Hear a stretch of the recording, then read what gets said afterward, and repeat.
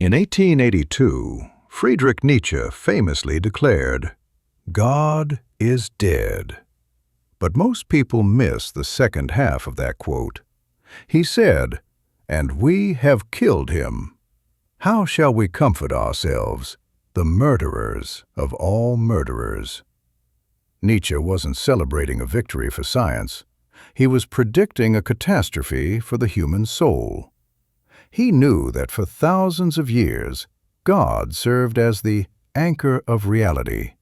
He was the objective truth, the moral compass, and the reason why suffering was worth it. When you remove that anchor, the ship doesn't just float freely. It gets lost in a storm of nihilism. Today, we aren't debating theology. We're performing an autopsy on the God vacuum, the psychological hole left behind when we stopped looking up, and what we are desperately filling it with today. Let's talk about your brain. Evolutionarily, we are pattern recognition machines. Our ancestors survived because they saw intent in nature. If the grass moved, they didn't think it was just random wind. They assumed it was a predator.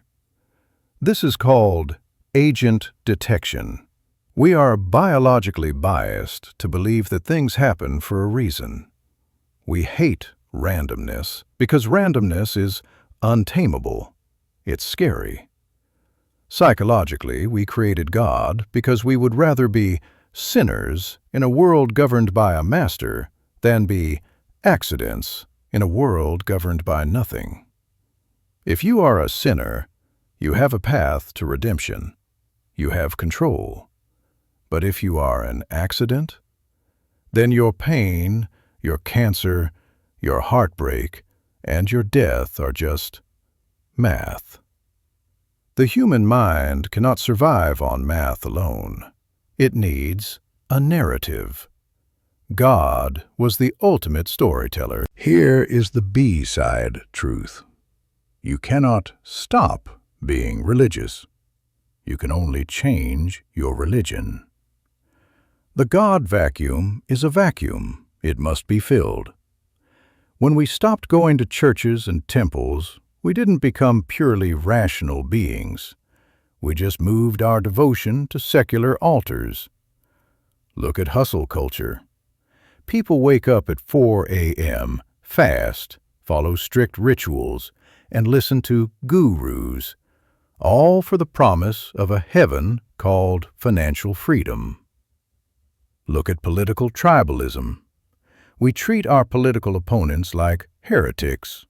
We want to cancel or excommunicate anyone who disagrees with our dogma. We have replaced the Holy Spirit with the algorithm.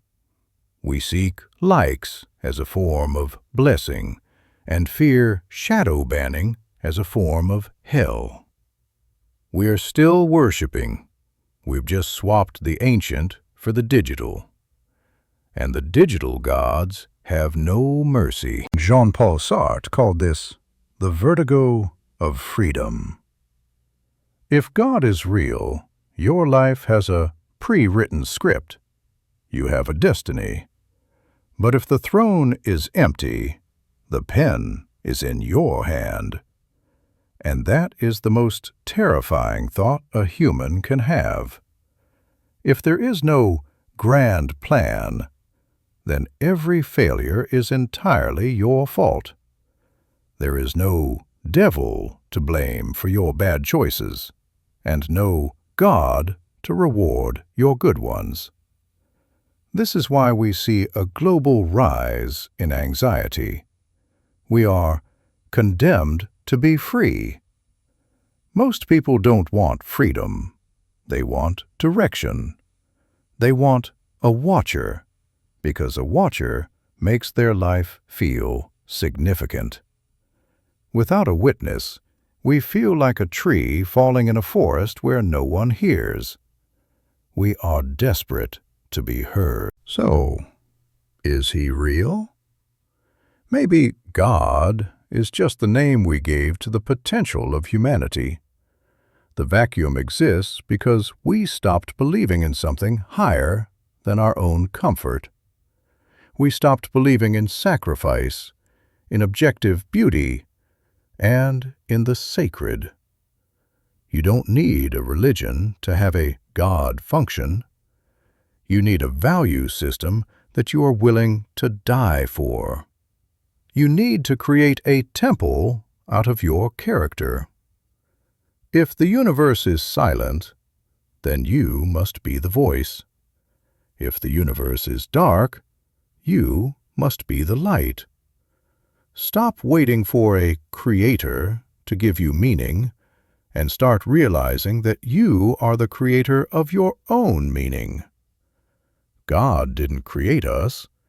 We created Him so we wouldn't have to face the dark alone. Now that we know, it's time to stop being afraid of the dark. Mind Haven is about facing the silence. Subscribe if you're brave enough to listen. Now, look within. That's where the throne is.